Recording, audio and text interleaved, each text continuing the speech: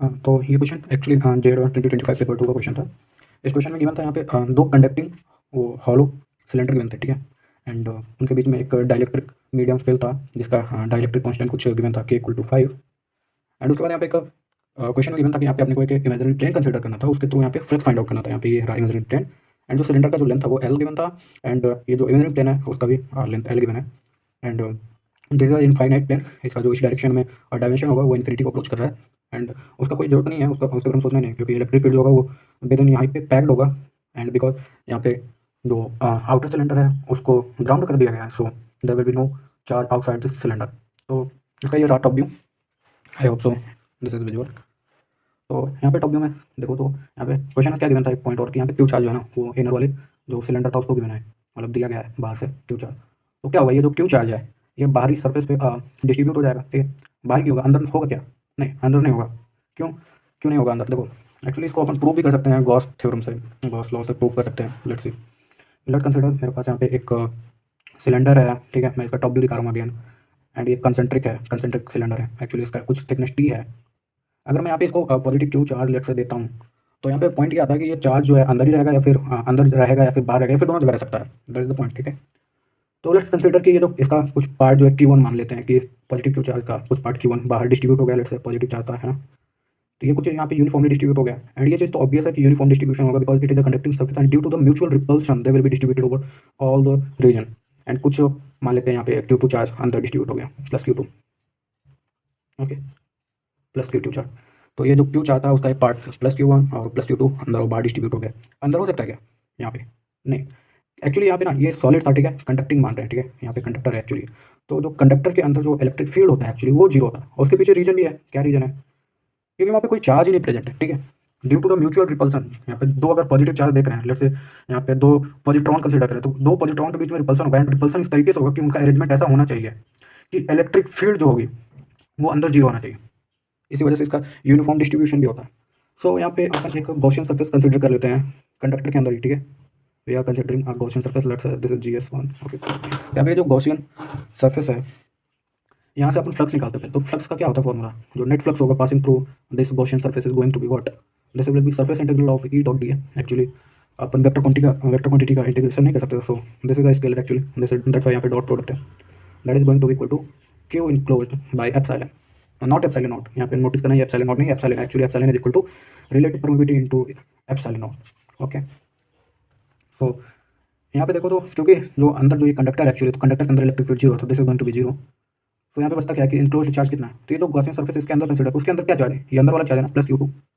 This is the only charge, क्योंकि यहाँ पे प्लस Q2 इसके बाहर है ना गॉसियन सरफेस के।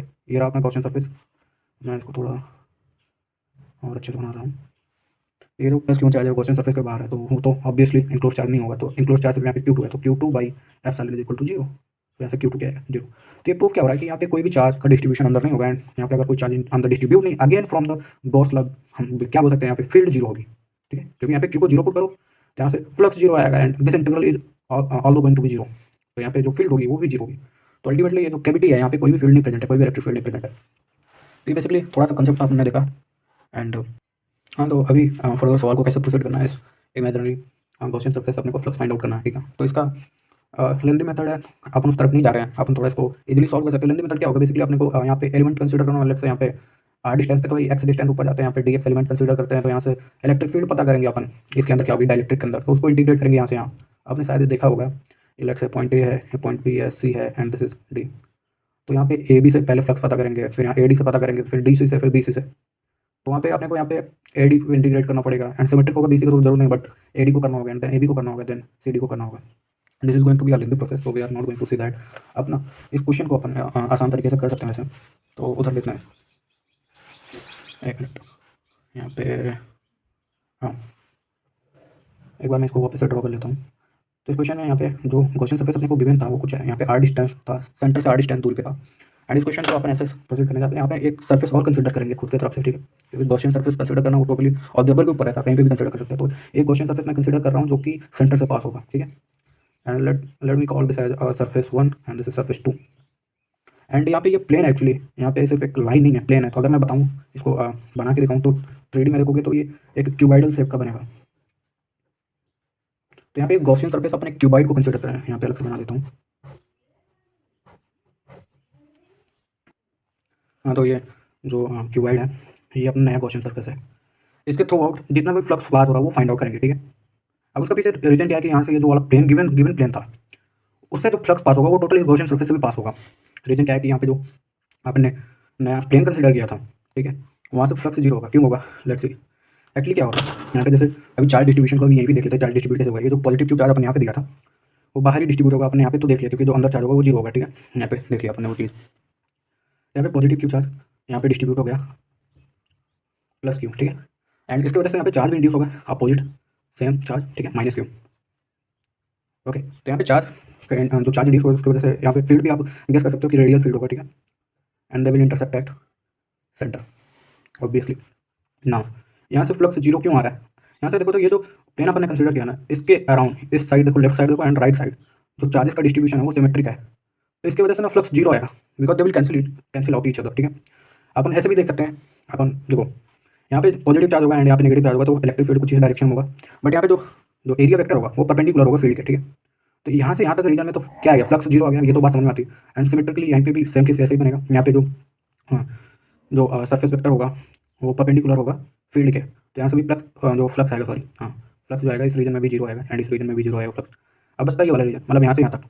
अब मेरे को पता है ना कि जो कैविटी है इसके अंदर, तो इलेक्ट्रिक फील्ड जीरो, तो इलेक्ट्रिक फील्ड जीरो तो फ्लक्स ऑब्वियसली जीरो होगा। तो अल्टीमेटली जो पूरा यहाँ से यहाँ तक का लाइन है या फिर प्लेन बोलो पास कर रहा है, उससे फ्लक्स क्या आएगा, जीरो आएगा, ठीक है। एंड वो ये वाला जो प्लेन था वो कुछ यूँ है एंड ये जो गिवन प्लेन था वो कुछ यूँ है। एंड क्योंकि सवाल में गिवन था कि एजिंग इफेक्ट को नेगलेक्ट करना है, एजिंग इफेक्ट का क्या मतलब हुआ कि यार यहाँ पे जो फील्ड जो है ना वो बाहर नहीं जा रहा है। मतलब यहाँ पे जैसे अपर यहाँ पे सिलेंडर है, लेट्स से यहाँ पे जो सिलेंडर है यहाँ पे चार्जेस हैं, let's say positive charge and negative charge, इसकी वजह से इलेक्ट्रिक फील्ड ऊपर से ऐसा कुछ नहीं पास कर रहा है, ठीक है। ये होता है ना एजिंग इफेक्ट, आपने पढ़ा होगा, तो इस चीज़ को इग्नोर करना है अपने को। एंड साइड से कोई फील्ड नहीं आ रहा, तो बचता क्या है कि जो टोटल फ्लक्स होगा उसके लिए यही दो सर्फेस रिस्पॉन्सिबल होंगे एंड इसकी वजह से तो फ्लक्स जीरो हो गया। बस बचता यही जो कि अपने को फाइंड आउट करना है। तो ये जो अपना क्यूबाइडल सर्फेस है इसके लिए गॉस लॉ यूज करें, इसको अपन गॉसियन सर्फेस मान रहे हैं। तो गॉसियन सर्फेस क्या होता है, गॉसियन सर्फेस मान लिया इसको। अब बारी आती है कि अपने को फ्लक्स निकालना है, तो क्या कर सकते हैं कि जो टोटल फ्लक्स होगा इस गॉसियन सर्फेस से, that is going to equal to surface integral of E dot D is equal to enclosed charge by epsilon naught. तो ये जो क्यूबॉइडल सर्फेस है इसके अंदर कितना चार्ज अंदर स्टोर है बाय एप्सिलॉन होगा। एक्चुअली मैंने यहाँ पे epsilon not, let's add relative permittivity epsilon naught. तो नेक्स्ट पेयर में देखते हैं कि आगे कैसे सॉल्व करना है। हाँ, तो यहाँ पे देखते हैं अभी। तो यहाँ पे देखो, तो ये रहा अपना गॉसियन सर्फेस था, मतलब ये एक्चुअली यहाँ पे पीछे ऐसा फैला हुआ है, ठीक है। ये चीज़ें समझ आना, मैं यहाँ पे सिर्फ टॉप व्यू दिखा रहा हूँ, ठीक है। तो यहाँ पे जो अंदर चार्ज फाइंड आउट करना था ना, तो यहाँ पे जो अंदर चार्ज क्या होगा, एक्चुअली अपने को गॉसियन सर्फेस के अंदर चार्ज पता करना। तो गॉसियन सर्फेस तो ये रहा ना, एक क्यूबाइड है, यहाँ पे एक प्लेन ये रहा एंड एक प्लेन ये रहा। इसके अंदर चार्ज क्या है, यहाँ पे है, यहाँ पे है, यहाँ पे है एंड यहाँ पे। तो यहाँ से ये चीज़ तो दिख रही कि जितना ऊपर चार्ज है उतना यहाँ पे होगा, सिमेट्रिक होगा, ठीक है। तो अपने को अल्टीमेटली यहाँ पे पता करना है कि इस रीजन में कितना चार्ज है एंड उसको ट्वाइस कर देंगे, वो अपने को क्यू इनक्लोज पता चल जाएगा गॉसियन सर्फेस के अंदर। तो यहाँ पे कितना चार्ज है, यहाँ पे एक्चुअली देखो तो ये जो 2 पाई रेडियन का प्रॉपर सॉलिड एंगल था वहाँ पे पूरा क्यू चार्ज डिस्ट्रीब्यूट हुआ है। तो यहाँ पे यूनिट फ्री मेथड से अपन पता कर सकते हैं 2 पाई रीजन में अपना क्यू चार्ज डिस्ट्रीब्यूट है, तो यूनिट रेडियन कितना होगा, क्यू बाई 2 पाई। एंड अपने को पता करना है कि इतने रीजन कितना होता है। पहले तो यहाँ पे एंगल फाइंड आउट करना पड़ेगा कि एंगल कितना फॉर्म कर रहा है। तो यहाँ पे देखो तो मैं यहाँ पे पर्टिकुलर ड्रॉ कर रहा हूँ एंड क्योंकि क्वेश्चन गिवन था कि आर डिस्टेंस पे था ये जो गिवन प्लेन था एक्चुअली। तो ये बेस में इसका क्या होगा, अगर यहाँ पे देखो मेरा राइट एंगल ट्रायंगल है, तो यहाँ पे बेस इसका आर है, हाइपोटेन्यूज रूट 2 आर है। तो कॉस थीटा फाइंड आउट कर सकते हो, कॉस थीटा क्या आ जाएगा, बेस अपॉन हाइपोटेन्यूज यानी कि आर बाई रूट 2 है, कितना आ जाएगा 1 by root 2, that is going to be pi by 4। तो ये एंगल कितना हो जाएगा पाई बाई 4। अगर ये पाई बाई 4 है तो ये भी पाई बाई 4 होगा, क्योंकि टोटल ये पाई बाई 2 बनेगा। तो ये वाला जो एंगल है ये पाई बाई 4 होगा, ओके ना। अब देखो तो 2 पाई रीजन में क्यू था, तो यहाँ पे पाई बाई 4 रीजन में कितना हो जाएगा, पाई बाई 4 रीजन में pi by 4 into Q by 2 pi आ जाएगा, that is going to be equal to pi by sorry Q by 8। तो यहाँ पे ये जो चार्ज है ये कितना है, प्लस का क्यू बाई 8। एंड यहाँ पे सिमिलरली फाइंड करने अपने लिख लेता हूँ प्लस का क्यू बाई 8। यहाँ पे नेगेटिव चार्ज कितना होगा, आप देखो तो नेगेटिव चार्ज जो है वो सिमिलरली माइनस क्यू ही इंड्यूस हुआ था, वो भी कितने 2 पाई रेडियंस में, ठीक है। तो इतने रीजन में कितना होगा चार्ज वो पता करने के लिए पहले यहाँ पे भी अपने को एक रेडियस वेक्टर ड्रॉ करते हैं। यहाँ पे देखो तो बेस आर है, हाइपोटेन्यूज इस बार 2 आर हो गया क्योंकि जो आउटर सिलेंडर था उसका सेंटर से दूरी 2 आर था। तो यहाँ पे बेस अपॉन हाइपोटेन्यूज देखो तो आर बाई 2 आर कितना हो जाएगा 1 बाई 2। तो cos theta equal to 1 by 2, तो थीटा कितना होगा 60 डिग्री, कॉस 60 1 बाई 2 होता है, तो एंगल 60 डिग्री हुआ, ठीक है। बट अपने को यहाँ से परपेंडिकुलरली देखे तो यहाँ से कितना एंगल फॉर्म करेगा, तो अगर इसे 60 30 डिग्री होगा यानी कि पाई बाई 6। तो पाई बाई 6 रेडियन के लिए यहाँ पे कितना चार्ज आएगा, यहाँ से कितना आ जाएगा Q by 2 pi into pi by 6, कितना आ जाएगा क्यू बाई 12 माइनस में, ठीक है। मैंने यहाँ पे क्योंकि माइनस चार्ज यहाँ पे है, यहाँ पे माइनस क्यू बाई 12 चार्ज है। तो यहाँ पे इतने रीजन में तो टोटल चार्ज आएगा नेट चार्ज इस रीजन में वो कितना आ जाएगा Q by 8 minus Q by 12। इसको सॉल्व कर लेते हैं, कितना आ जाएगा ये। हाँ हाँ, तो यहाँ पे एलसीएम कितना हो जाएगा बेसिकली 24, ठीक है। तो यहाँ से 3 क्यू माइनस 2 क्यू आ जाएगा क्यू बाई 24। तो इस रीजन में क्यू बाई 24 चार्ज है, प्लस का, ठीक है, साइन का ध्यान रखना है। सिमेट्रिकली इतना ही चार्ज इस रीजन में भी होगा। तो अब देखो, तो यहाँ पे एक्चुअली मैंने क्यू नेट इस रीजन में निकाला था। ओवरऑल देखें टोटल चार्ज कितना आ जाएगा, क्यू बाई 24 का ट्वाइस हो जाएगा, तो क्यू बाई 12 आ जाएगा। ये क्यू टोटल आ गया। अब इस गॉसियन रीजन में गॉसियन सरफेस क्या था, बेसिकली अपना एक क्यूबॉइडल शेप था एक, ठीक है। इसके सर्फेसेस, इसके सारी सर्फेसेस को गॉसियन सरफेस कंसीडर कर रहे थे अपन, ठीक है। तो यहाँ पे आप गॉस लॉ से क्या बोल सकते हैं कि जो टोटल फ्लक्स पास कर रहा होगा phi total is equal to enclose charge कितना आ गया, क्यू बाई 12 बाई एप्सिलॉन, ठीक है, क्यू बाई एप्सिलॉन। यहाँ पे एप्सिलॉन क्या हो जाएगा, relative permittivity into epsilon not, ठीक है। एंड यहाँ पे एप्सिलॉन आर्ग्यूमेंट था 5 था, जो कि डायलेक्ट्रिक कांस्टेंट होता है, ठीक है। तो यार epsilon is equal to 5 epsilon naught आ जाएगा। तो क्यू बाई यहाँ से 12 epsilon value 5 epsilon naught put करते हैं, कितना आ जाएगा, क्यू बाई 60। ये टोटल फ्लक्स आ गया। टोटल फ्लक्स का मतलब इस पूरे गॉसियन सरफेस से जो फ्लक्स पास हो रहा था, अपने को पता था कि ये वाला जो प्लेन था इससे तो फ्लक्स 0 आ रहा था, बस बचता था ये वाला प्लेन जो कि क्वेश्चन में पूछा था, इस सरफेस से कितना पास होगा, तो उसको लेकर 5 मानते हैं, यही पूछा था एक्चुअली। एंड बाकी सरफेसेस यहाँ पे एजिंग इफेक्ट को नेगलेक्ट करना था, तो यहाँ पे फील्ड नहीं होता, यहाँ से तो फ्लक्स तो 0 ही आ रहा था।